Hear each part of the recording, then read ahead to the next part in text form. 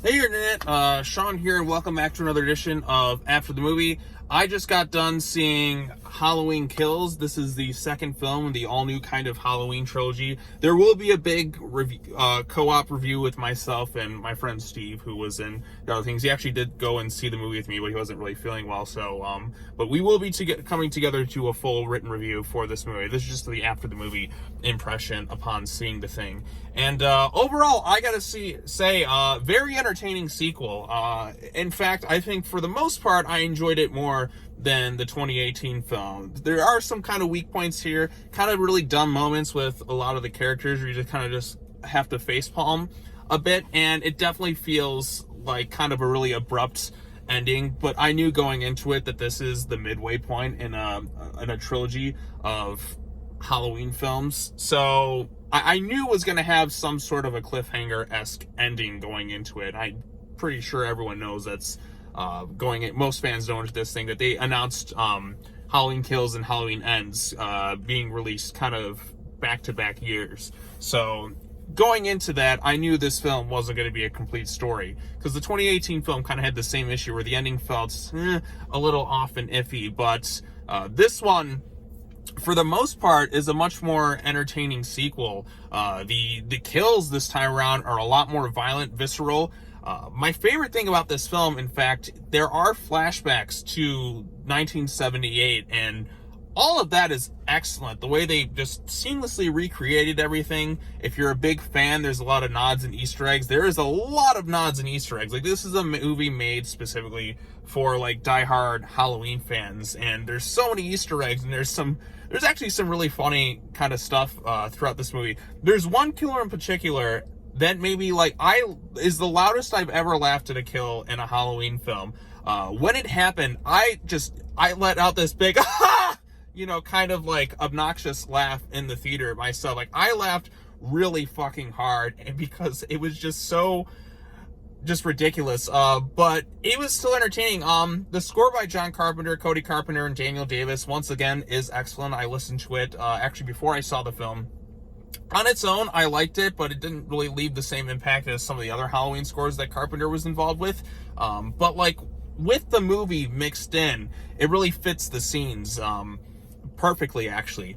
And you get a lot of, like, kind of the old music there. You got a lot of returning characters. You have Sheriff Brackett. You have Tommy Doyle, played by Anthony Michael Hall, Lindsay Wallace. Laurie's in it. Her daughter and her granddaughter are back from the 2018 film. This movie picks up right after the events of it, and you also have flashbacks that reference 1978, and they do show Dr. Loomis in those flashbacks, and the flashbacks are amazing. It's almost as if they like filmed like scenes with Donald Pleasance back in the 70s and just kind of inserted them into the film. It's absolutely unbelievable the way it was kind of orchestrated in this thing. I'm like I was kind of jarring. You just kind of sit back and have to go, like, it's not like Rogue One. It's kind of like the Rogue One and Peter Cushing thing, but because they didn't really utilize them like too much in the flashbacks, when you see it, like, when it's there, it's just like, holy shit, that's Donald Pleasance. Like, I just really like the way that's kind of orchestrated.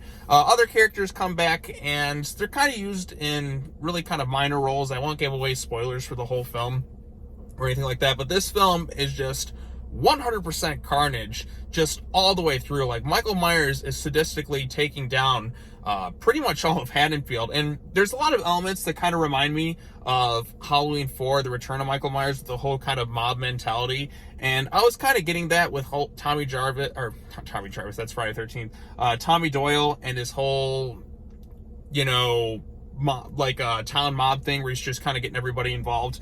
And in fact, Michael's actions there's like an interesting idea going on in this film where Michael's actions have, in a lot of ways, created a town of monsters of their own, because Michael Myers has traumatized this town so much. And yes, they do make reference to a lot of stuff within the Halloween franchise. There's some nods to Silver Shamrock with the masks and all that. There's some comedy in there for sure. Some of it lands, other bits don't. There's some characters that kind of make little comebacks from the previous film, and how it's all kind of tied together in that. And I thought that was actually handled quite well for the most part. The ending, like I said, I knew going into this thing that it was kind of going to be a bit of an abrupt one, and it wasn't going to leave a it's not a fully satisfying ending. It feels kind of rushed, and there's a lot of kind of dumb moments with some of the characters kind of thrown in there. But for the most part, it is a very entertaining sequel. And if you're a Halloween fan, you got to check this thing out. Like, the kills are really good. Way more visceral, way more violent than the previous film. Michael has a bit of a sense of humor with a lot of the kills. Like, there's some bits where it's just like, it kind of turns into a bit of a John Wick movie with how ridiculous some of these kills are in this thing. Like I said, there was one where I just laughed my ass off. I thought it was just, like, it just had me laughing. And there's other actors who kind of make surprise appearances in this thing, like Michael McDonald. I think that was it, from Mad TV, who was Stewart. Like, he shows up in this thing. Of course, he's going to be, like, played more for a comedic effect. And seeing him, like, I just started laughing instantly, like, it's Stewart! Stewart! What does mommy say? Like, from Mad TV. That had me laughing quite a bit. Like I said, this is a very entertaining film. It just moves at an extremely fast pace throughout the whole thing. And you don't really even have time to breathe, really, with this thing. It's just go, go, go, go, go. And in fact, I think that works to the film's advantage, because it's just like a non-stop carnage throughout the entire runtime with some great flashbacks. Halloween fans will definitely dig this thing. I had a really good time with it. Like I said, just some dumb kind of character moments where people just, you know, do really stupid things that kind of just makes you groan a bit while you're watching this thing. And the ending is just kind of leaves a lot to be desired. Even like in terms of like kind of a cliffhanger ending, I didn't really feel like, it just felt like they were kind of cutting around to things just so they can kind of stretch this thing out in some ways for another film. But I think once the final film of the trilogy kind of comes out, it's going to be like one continuous length. But the strongest thing about this movie, my favorite, were the flashbacks for sure, because those I thought were handled quite well, and almost made me wish I could get a movie set in 1978 directed by David Gordon Green. In some way, just bring, you know, Dr. Loomis back in a way, because I thought it was done just so well with those flashbacks.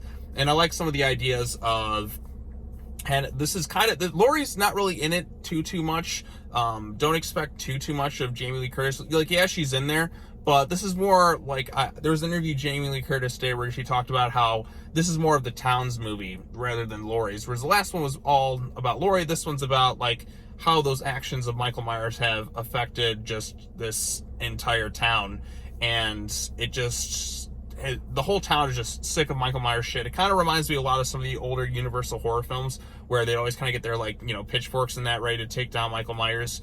And there's just a lot of kind of like things in it that just, you know, reminded me of that. So yeah, I don't think I should talk too much more into spoilers or anything like that. I think you should go check out the film. Like I said, I'm going to be doing a big written review with my friend Steve.